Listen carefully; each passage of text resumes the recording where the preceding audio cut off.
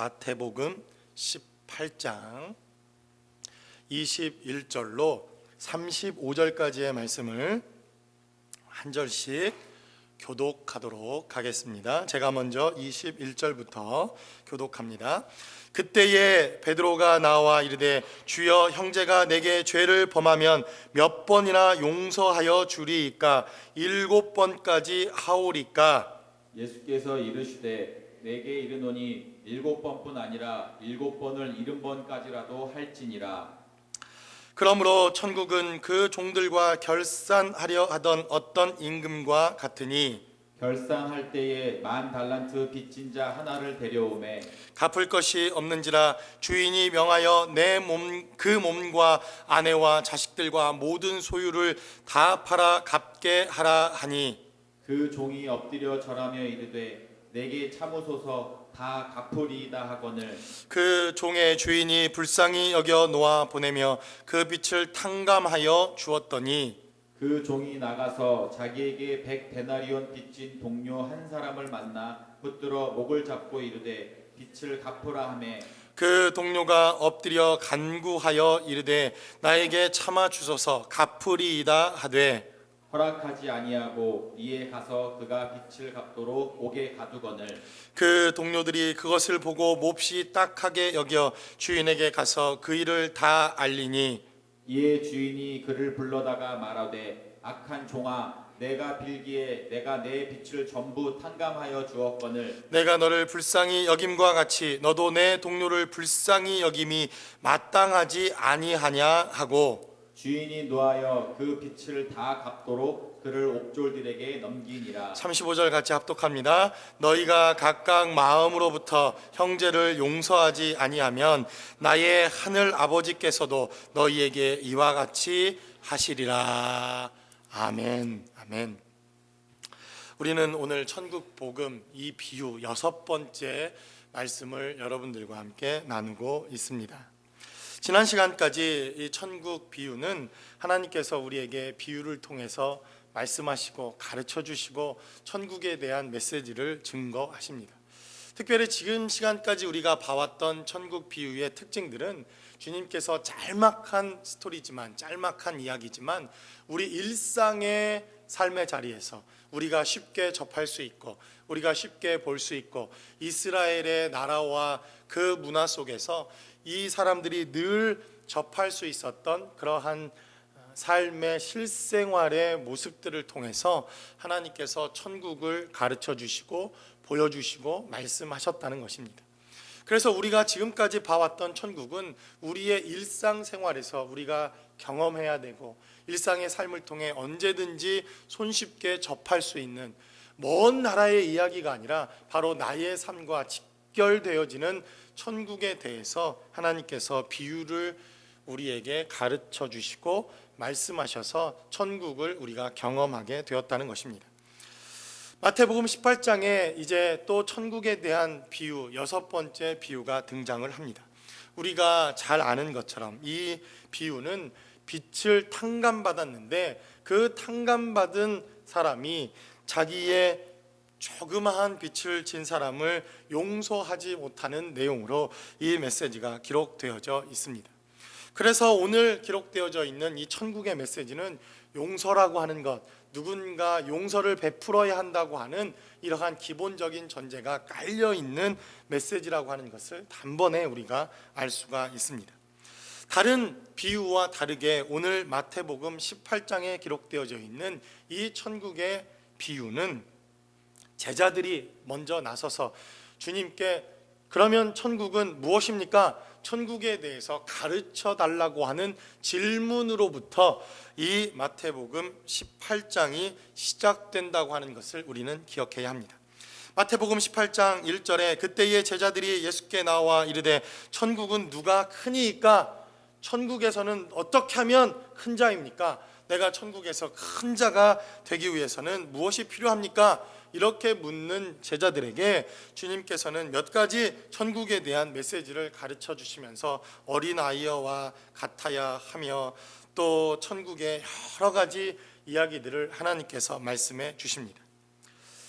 그리고 바로 주님께서 이 천국은 용서, 죄를 사하는 자들이 큰 자다라고 하는 의미로 15절로부터 20절까지 주님께서 바로 천국은 바로 죄사함과 용서와 그리고 누군가 높이는 이러한 삶의 자리가 필요하다는 것을 말씀하시는 내용이 바로 18장에 기록되어져 있는 메시지입니다. 그랬더니 베드로의 이 질문 하나가 바로 21절에 기록되어져 있습니다. 베드로는 천국에 대한 주님의 가르침과 메시지를 듣고 그는 주님께 이렇게 묻습니다. 그때에 베드로가 나와 이르되 주여 형제에게 내가 죄를 범하면 몇 번이나 용서하여 주리까? 7번까지 하오리까? 이렇게 베드로는 묻습니다. 아마도 유대의 율법에 의해 그들은 3번 정도까지만 용서만 해도 대단히 큰 용서라고 하는 그때 당시의 율법의 가르침 때문에 내가 7번까지 용서하겠습니다, 이렇게 베드로가 예수님께 고했다면 이 질문 밑에는 무엇인가가 깔려 있는 겁니다. 무엇이 깔려 있는 겁니까? 주님, 다른 사람들은 3번 정도만 용서하는 것을 율법의 기본으로 알지만 저는 7번쯤 용서하면 어떻겠습니까? 저는 그럴 준비가 되어 있습니다 라고 하는 질문의 뉘앙스가 이 밑에 깔려 있는 겁니다. 그러면 좀 눈치 있는 예수님이라면 베드로야, 기특하구나. 네가 이제 나를 좀 따라다니더니 용서가 무엇인지 천국이 무엇인지 네가 이제 좀 제자다운 제자가 되어지는 것 같고 이제 네가 조금 내가 가르쳐주고 있는 메시지가 무엇인지 이제는 좀 알만한 때가 되었구나라고 칭찬 한번 해주시면 좋으련만 베드로는 어쩌면 이것을 기대했는지도 모릅니다.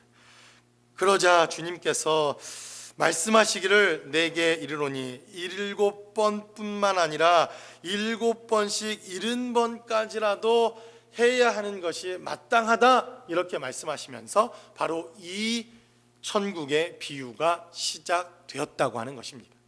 다른 말로 하면 7번 아무리 용서하고 내가 율법이 이야기하고 있는 이 죄사함보다 훨씬 더 많은 그러한 용서의 삶의 자리를 베풀겠습니다 라고 고백하고 있는 이 베드로의 고백에 대해서 주님은 어떻게 말씀하십니까? 그럼에도 불구하고 아직 내가 천국을 모른다고 하는 전제를 하고 이 메시지가 시작되었다고 하는 것입니다. 주님, 내가 용서할 마음이 생겼습니다. 나는 7번이라도 용서하고 또 용서하고 용서하겠습니다. 사실 이 메시지를 쭉 묵상하다 보면 7번 내가 용서를 하겠다고 작정하는 것도 저는 대단하다고 생각되어집니다. 저는 한번 누가 저한테 탁 꽂히면요 오래 갑니다. 좀 오래 갑니다. 여러분, 저하고 왼수지면 안 됩니다. 여러분들이 알아서 사십시오. 저는 오래 가는 사람입니다. 한번 이게 꽂히면 참 이게 왠지 이렇게 오래 가는지, 그렇게 하지 않으려고 해도 7번씩 용서를 한다고 하는 베드로의 이 결단은 참 대단하다라고 하는 생각이 들 만큼 참 그는 대단한 결단을 하게 되었다는 것입니다. 그러나 주님께서는 우리에게 말합니다. 그것으로도 부족하다는 것입니다. 여전히 천국의 삶을 살아가기 위해서는 주님께서 이 비유를 통해서 우리가 천국을 소유하기 위해 정말 진짜로 필요한 우리의 결단과 삶의 자리가 필요하다는 것을 주님께서 말씀하고 있다는 것입니다. 그러므로 오늘 이 본문의 말씀을 통해서 우리가 용서라고 하는, 그리고 누군가를 용서해야 된다고 하는 이 전제가 깔려있는 천국의 메시지지만, 오늘 우리가 증거되고 있는 이 말씀을 통해서 우리가 정말 천국 백성으로, 천국 자녀로 살아가기 위해서 우리에게 필요한 천국의 원리와 메시지는 무엇인지 본문의 말씀을 통해서 함께 나누어 보기를 원합니다. 첫 번째로 오늘 본문의 말씀을 통해서 우리가 깨닫게 되어지는 천국은 아주 철저하게 계산되어진 손해가 있는 곳, 바로 이곳이 천국이라고 하는 사실을 본문은 우리에게 증거합니다. 오늘 본문의 메시지를 우리가 잘 살펴보면 주님께서 얘기하고 있는 이 비유는 이렇게 시작됩니다. 그러므로 천국은 그 종들과 결산하려 하던 어떤 임금과 같다. 성경은 이렇게 말합니다. 아마 연말 연시가 되어서 뭐 회사들이나 교회도 이제 공동의회 우리 광고가 나가지 않았습니까? 1년 동안 우리가 살림을 어떻게 했는지, 어떻게 물질이 쓰여졌는지, 그리고 아마 여러분들도 지난 1년을 돌아보면서 우리 가게, 우리의 비즈니스, 우리의 또 집안의 수입과 지출은 어땠는지 이렇게 계산도 하고 또 맞추어 보고 은행 잔고도 계산해 보는 그러한 시기가 다가왔다고 생각되어집니다.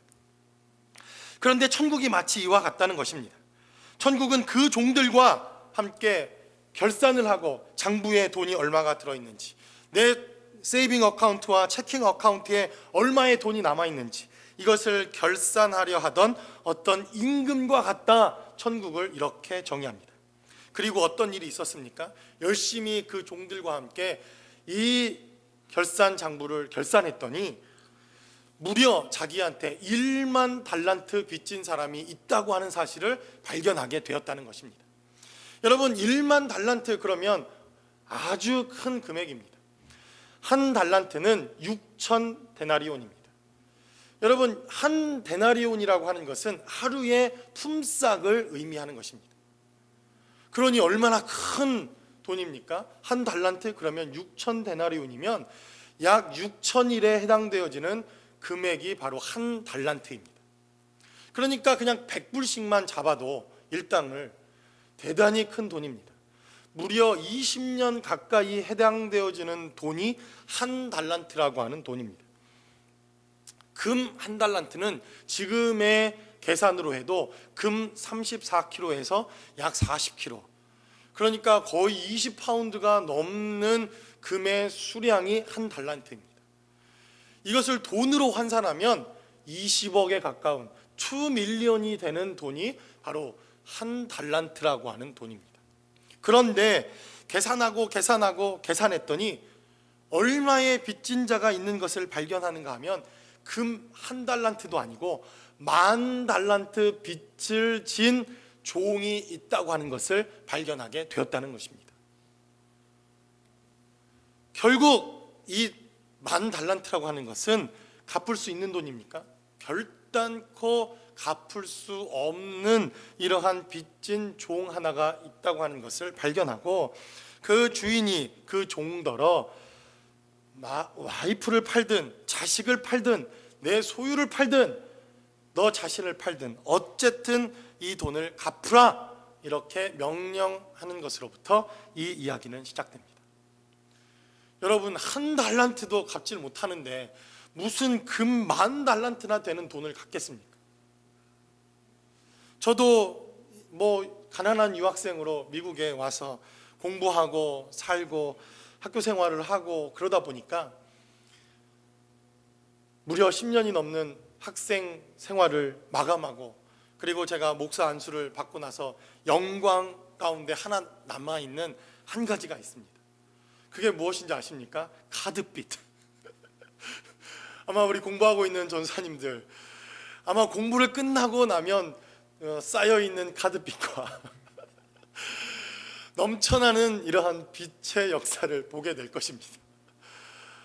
제가 이 쌓여가는 카드빚을 보고 청구서가 날라올 때마다 1만 달란트는 아니지만 참 마음에 부담이 되고, 언제쯤 이 카드빚을 다 청산하고 좀 홀가분하고 자유로운 마음으로 좀 살아갈 수 있을까, 그러한 마음이 들 때가 참 많이 있습니다. 연말 한 해를 결산하면서 내가 내년에는 반드시 이 카드값 다 그냥 한번 정산을 좀 하고 정말 좀 가벼운 마음으로 좀 살아야지, 그러면서 결단하지만 언젠가 이 카드가 들려 있어서 마음껏 긁어 내려가는 우리의 모습을 좀 보지 않습니까? 그런데 1만 달란트를 빚졌으니 이 사람이 얼마나 마음에 근심과 걱정이 있었겠습니까? 그의 생애에서 결단코 갚을 수 없는 돈이라는 것을 알았기에 그는 그 주인에게 엎드려 그 주인에게 빌며 간구하며 그리고 참아달라고 그의 마음의 소원을 그렇게 아뢰입니다. 26절의 말씀을 통해서 그 종이 엎드려 절하며 이르되 내게 참으소서 다 갚으리이다 하거늘, 그러나 갚으리이다 이렇게 말하지만 그도 알고 이 주인도 알고 그 주변에 이 1만 달란트 빚진 것을 계산했던 종들도 이 사람이 평생에 갚을 수 없는 돈이라고 하는 사실을 그는 깨닫고 알게 되었다는 것입니다.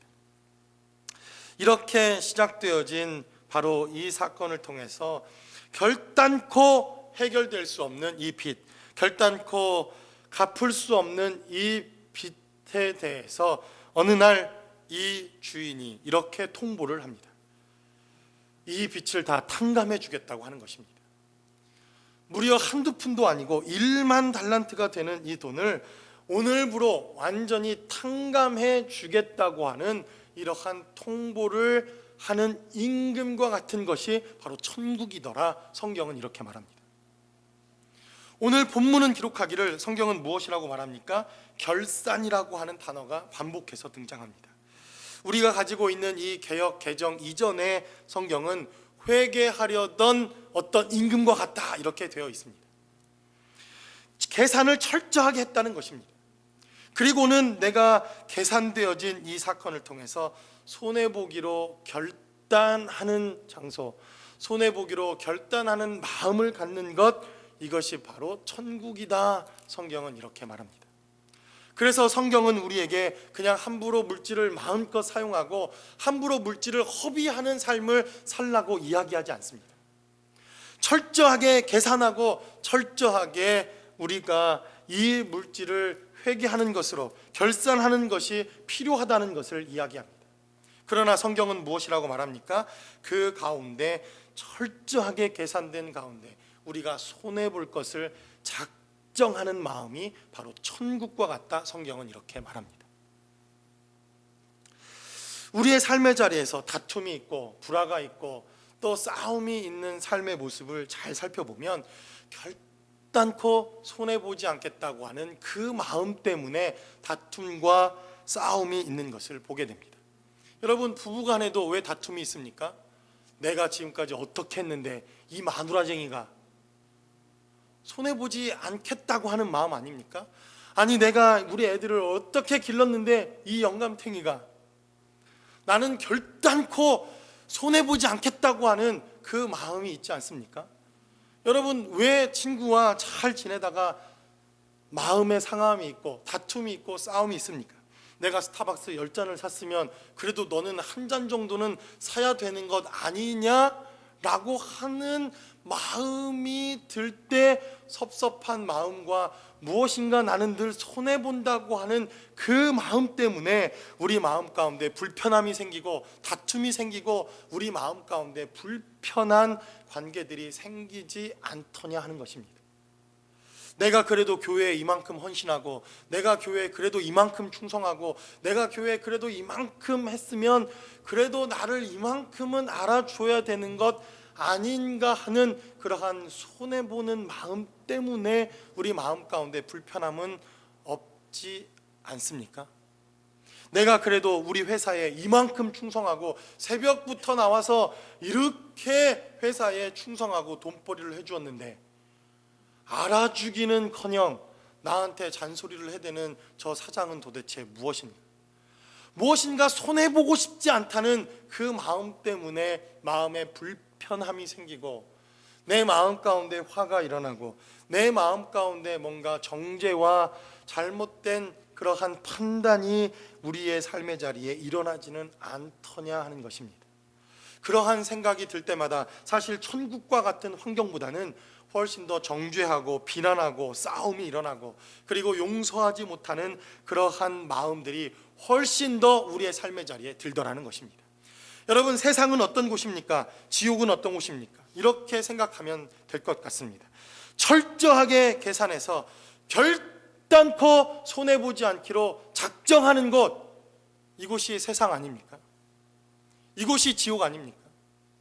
그래서 나는 절대로 손해보지 않겠다. 어느 날 저희 부모님이 이거 방송되면 녹화돼서 보실 텐데 그런 이야기를 하십니다. 아니, 예전에 부쉈돈 여러분 아시죠? 친구 결혼식에 5만 원을 넣었는데 아니 지금 세월이 10년이 흘렀는데 똑같이 5만 원을 넣어? 이런. 그래서 저게 싸움거리가 되고 저게 시험거리가 되나. 근데 우리들 마음 가운데 저도 그런 마음이 있더라고요. 아니, 나는 10번 짜장면을 사줬으면 한 번은 그래도 짬뽕을 사야 되는 거 아닌가? 손해보고 싶지 않은 마음, 절대로 손해보지 않겠다고 하는 그 마음. 제가 목회를 하면서도 마음이 확 상하는 이유가, 아니, 이렇게 결단하고 헌신하고 정말 몸과 마음을 맞춰 교회 하나를 세워보겠다고 그러는데도 끊임없이 손해를 봐야 하는 환경과 상황이 발생할 때마다 주님을 향해 끊임없는 원망의 마음들이 생기더라는 것입니다. 아, 주님, 얼마나 더 손해를 봐야 합니까? 얼마나 더 이렇게 손해보는 삶을 살아야 합니까? 결단코 손해보지 않겠다고 하는 그 마음, 그 마음이 들 때마다 괜히 나만 손해보는 것 같고, 나만 왠지 손해보는 삶을 강요당하는 것 같고, 나만 이렇게 늘 손해보는 삶 속에 살아가는 것 같은 삶의 자리가 있을 때마다 왠지 마음의 불편함과 그러한 마음이 들더라 하는 것입니다. 그러나 천국은 어떤 자리라고 말합니까? 그러한 철저한 계산과 철저한 이러한 결산 속에서 이것이 손해란 것을 분명히 알매도 불구하고 내가 손해보기로 결단하고 작정하는 자리가 천국이더라, 성경은 이렇게 말합니다. 그래서 바로 교회는 예전에 그런 곳이었습니다. 분명히 손해인 줄 알면서 우리는 베풀었고, 분명히 내가 써야 할, 우리도 필요한 물질인 줄 알면서 세상이 필요하다면 교회는 어떠한 환경과 상황에서도 기쁨으로 기꺼이 손해보는 공동체가 바로 이 교회 공동체가 아니었습니까? 그러나 언젠가부터 교회도 결단코 우리는 손해보지 않겠다, 목사인 나도 결단코 손해보지 않겠다, 이렇게 우리가 결단하는 순간 우리는 세상이 교회를 걱정하는 이 시대를 살아가고 있는 삶은 아니더냐 하는 것입니다. 이렇게 삶을 우리가 가정해보고 생각해보면 가장 손해보신 분은 하나님이 아닐까 생각이 듭니다.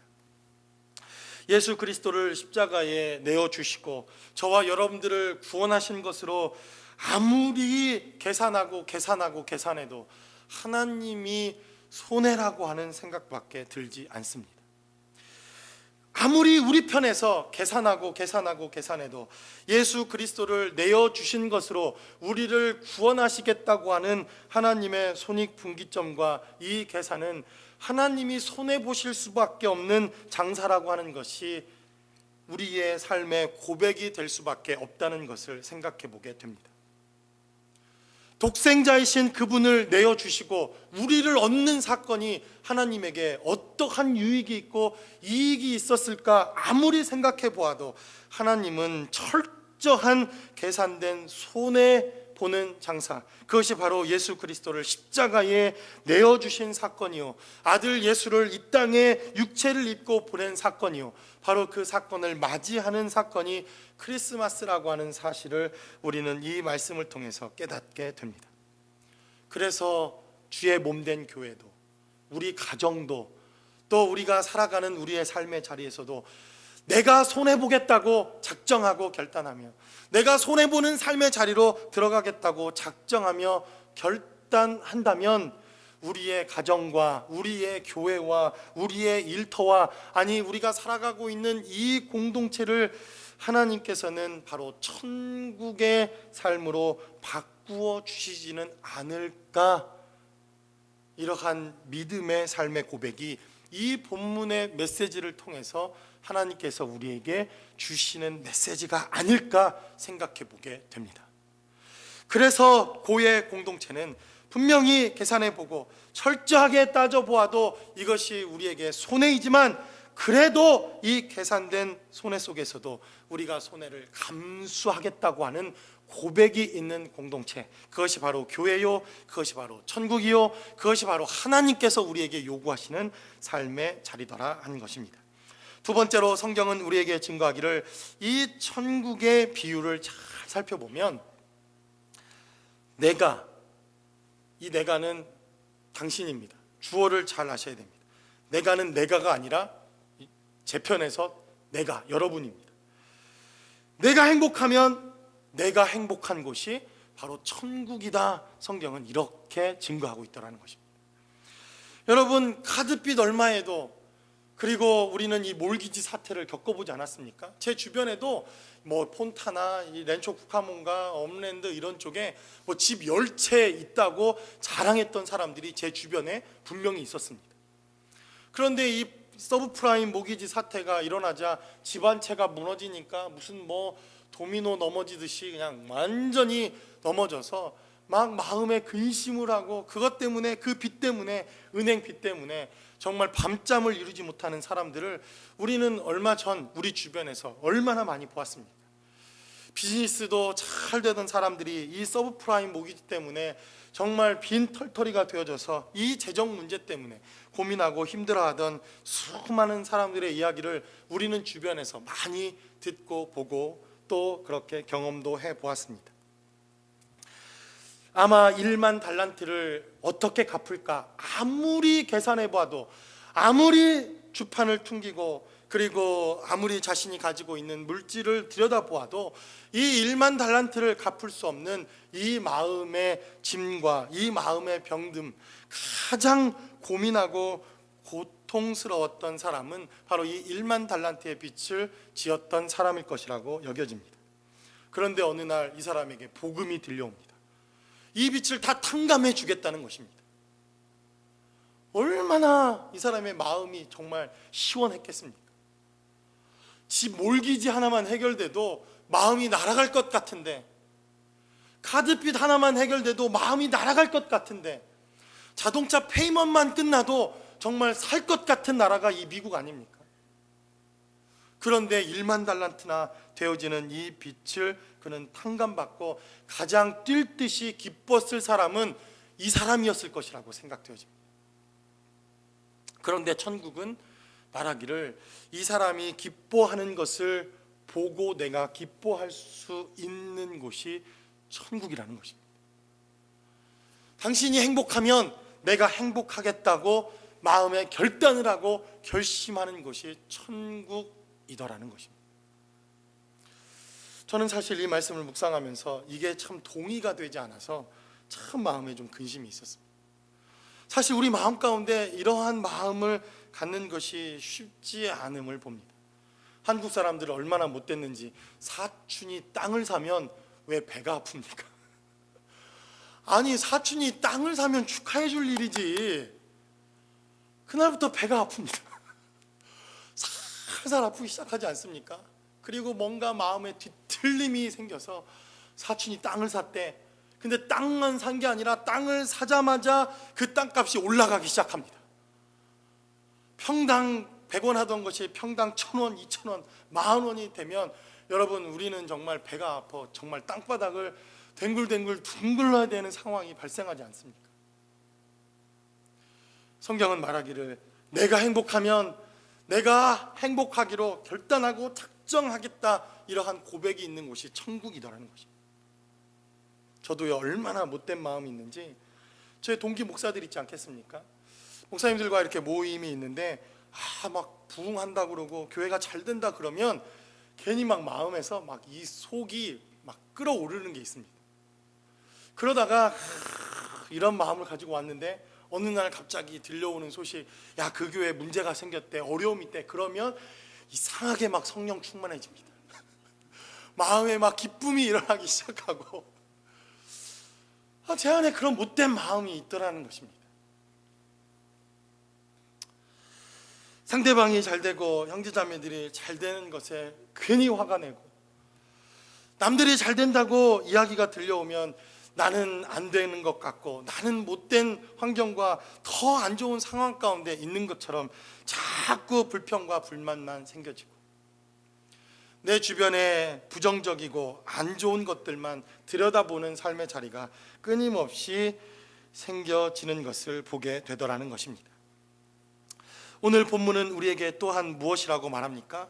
그가 이제 1만 달란트를 탕감받고 100데나리온, 1만 달란트에 비하면 100데나리온은 작은 돈입니다. 물론 100데나리온이 작은 돈은 아닙니다. 거의 1년의 3분의 1에 해당되는 품삯이니까 여러분 이 돈이 결코 작은 돈이라고 말할 수는 없습니다. 그러나 이 100데나리온의 빚진 자를 만나게 됩니다. 그러자 어떻게 변합니까? 내 돈 내놔. 멱살을 잡고 흔들고 목을 조이고 아주 주리를 틀어서 그에게 돈을 내놓으라고 하지만 돈을 갚을 수 있는 능력이 없는 그 사람을 향해서 이제 법정 다툼을 하겠다고 그를 감옥에 집어넣어 버립니다. 그랬더니 오늘 성경은 무엇이라고 말합니까? 오늘 본문 하나는 기록하기를 29절의 말씀을 한번 보도록 하겠습니다. 29절부터 그 동료가 엎드려 간구하여 이르되 나에게 참아 주소서 갚으리이다 하되 허락하지 아니하고 이에 가서 그가 빚을 갚도록 옥에 가두거늘. 자, 옥에 가두었습니다. 그랬더니 그 동료들이 그것을 보았습니다. 이 사건이 일어나고 있는 이 사건을 그 동료들, 그 친구들, 그 주변에 있는 사람들이 보게 되었다는 것입니다. 몹시 딱하게 여겨 주인에게 가서 그 일을 다 말하였다. 성경은 이렇게 말합니다. 내가 행복하면 행복한 곳이 천국이다. 이렇게 말했습니다. 그랬더니 어떤 일이 발생합니까? 그 친구들이 일어나고 있는 이 사건, 목을 쥐어 흔들고 옥에 갇히는 이 사건을 보고 마음에 부담이 생기고, 그리고 이것을 보고 딱하게 여겨지고, 그리고 이 사건을 보고 뭔가 마음에 부정적인 생각, 이것은 아니다라고 하는 생각이 들게 되자 어떤 일이 발생합니까? 탕감받고, 그리고 용서받고, 모든 것을 해결받은 나에게 또 다른 문제가 발생하게 되더라는 것입니다.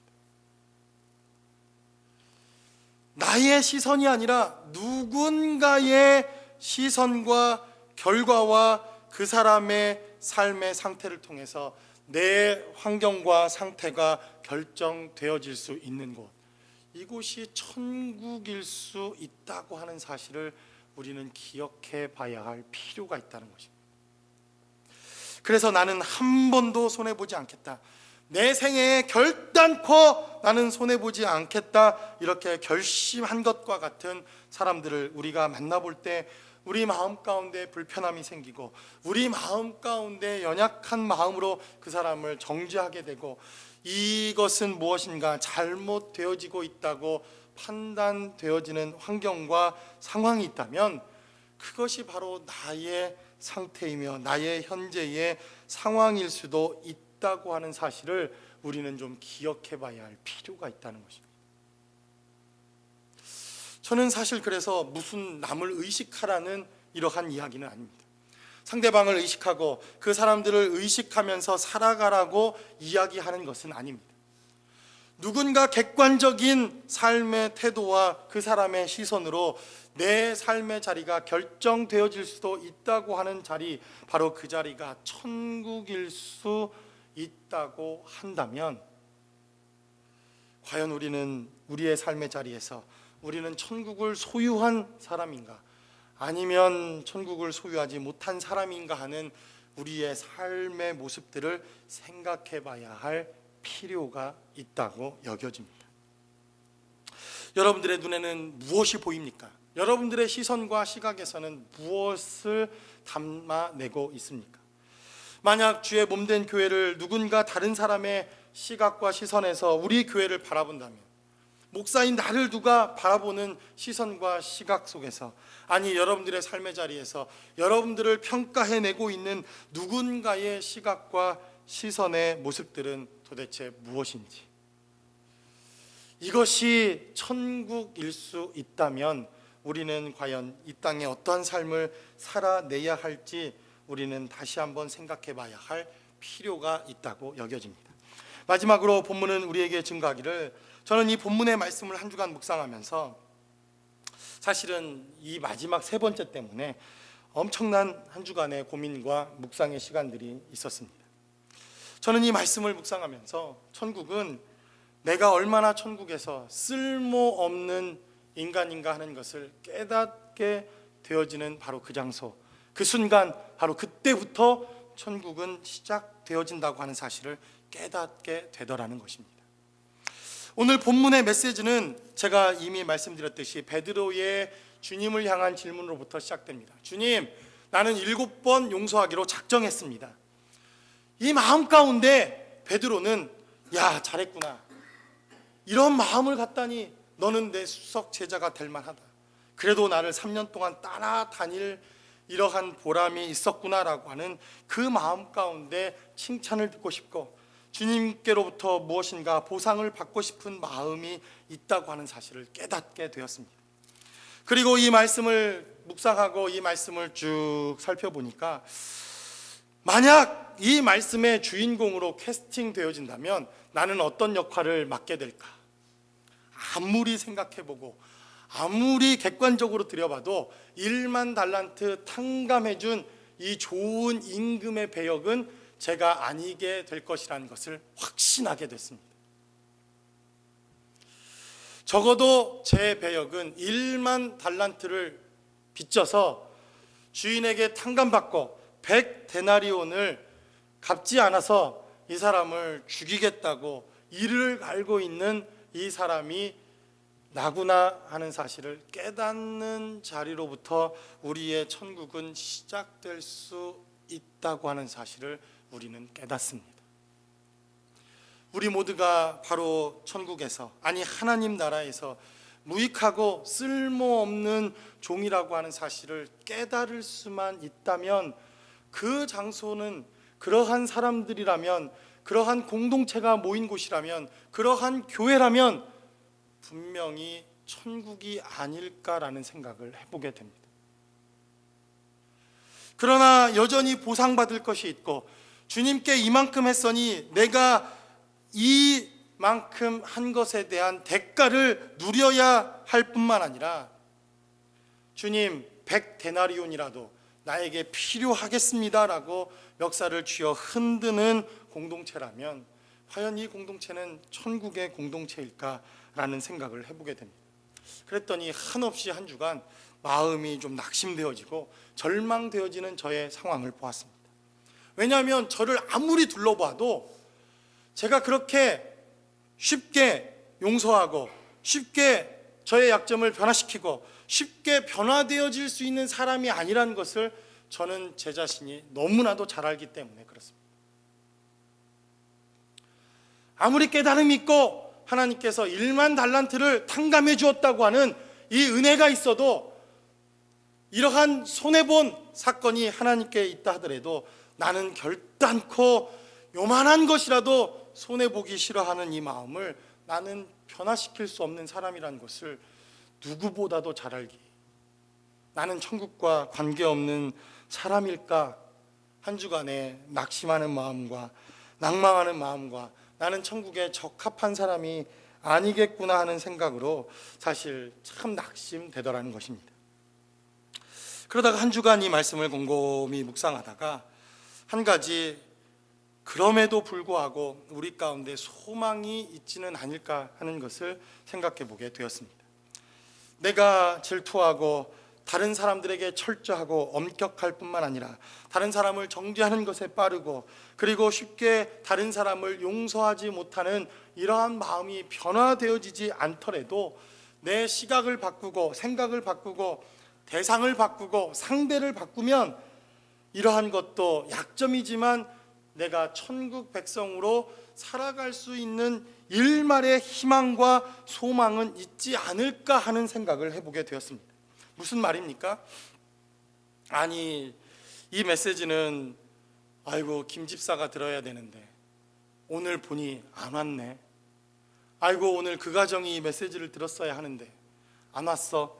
그러면 내가 CD 녹음해서 반드시 전해주리라. 우리 그런 마음이지 않습니까?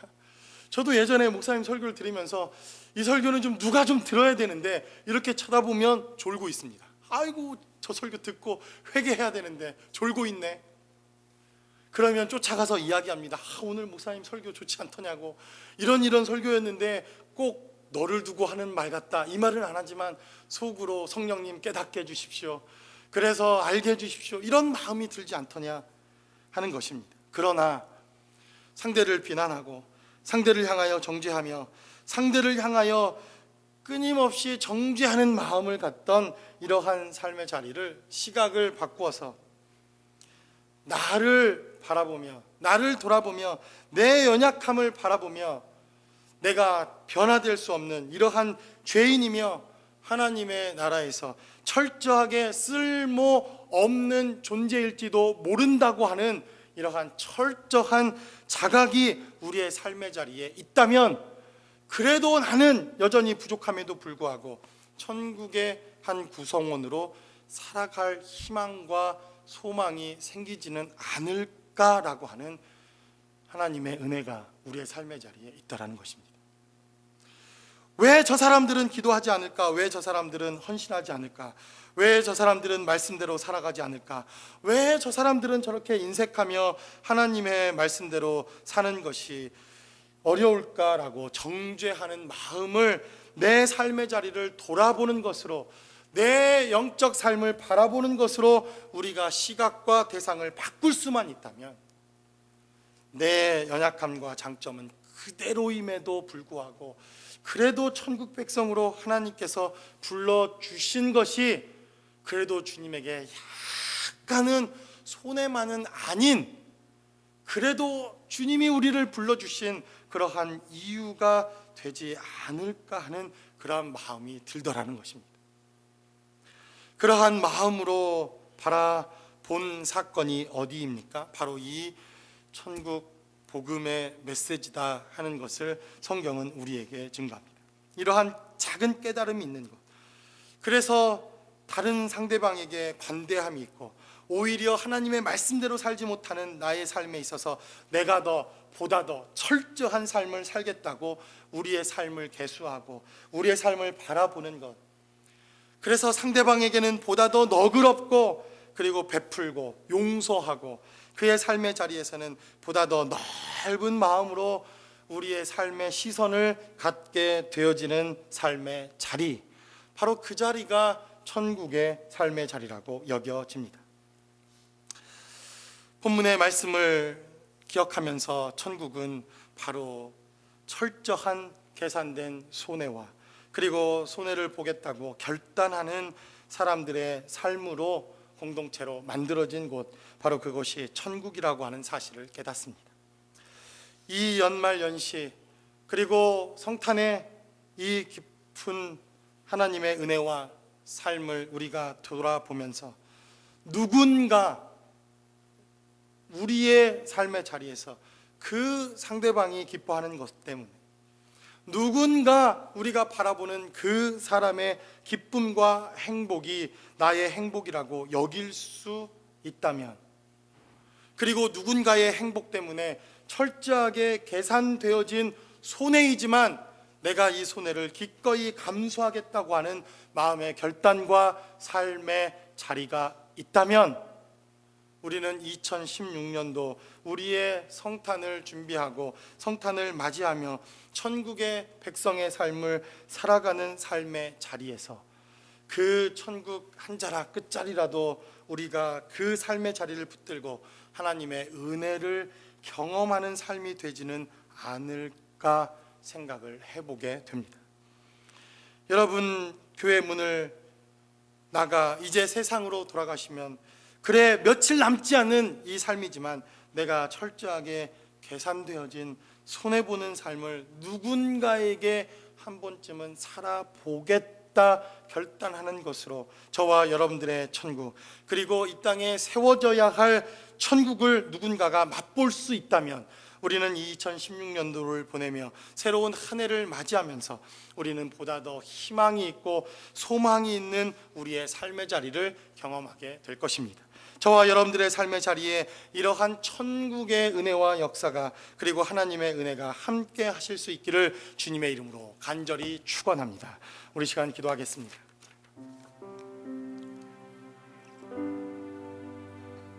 우리 시간 기도할 때 저 사람은 왜 저렇게 살까?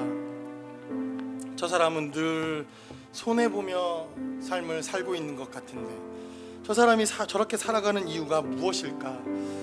우리 주변에 이러한 궁금증을 갖고 있는 사람이 없다면 우리는 오늘 이 말씀을 한번 곰곰하게 눈여겨보고 마음에 새길 수 있는 시간이 되었으면 좋겠습니다. 내가 늘 손해보는 것 같은 이러한 삶을 살아가고 있는 사람이라도 이 말씀이 한 번쯤은 다시 한번 마음 가운데 새겨볼 수 있는 삶의 자리가 되었으면 좋겠습니다. 오히려 우리의 삶의 자리를 통해서 주님이 늘 손해를 보셨고 하나님께서 늘 손해를 보시는 삶을 사시며 우리를 부르신 그 자체가 하나님 편에서는 손해였다고 하는 사실을 우리가 기억한다면 하나님, 우리의 삶의 자리에서 성탄을 맞이하는 우리의 삶에 하나님의 나라가 임하고 그리고 하나님의 영광이 이 땅에 임하는 것을 볼 수 있게 달라고, 우리가 우리의 삶을 통해서 주님이 이 땅에 임하는 것을 볼 수 있게 달라고 우리 시간 다 같이 한 목소리로 기도하겠습니다.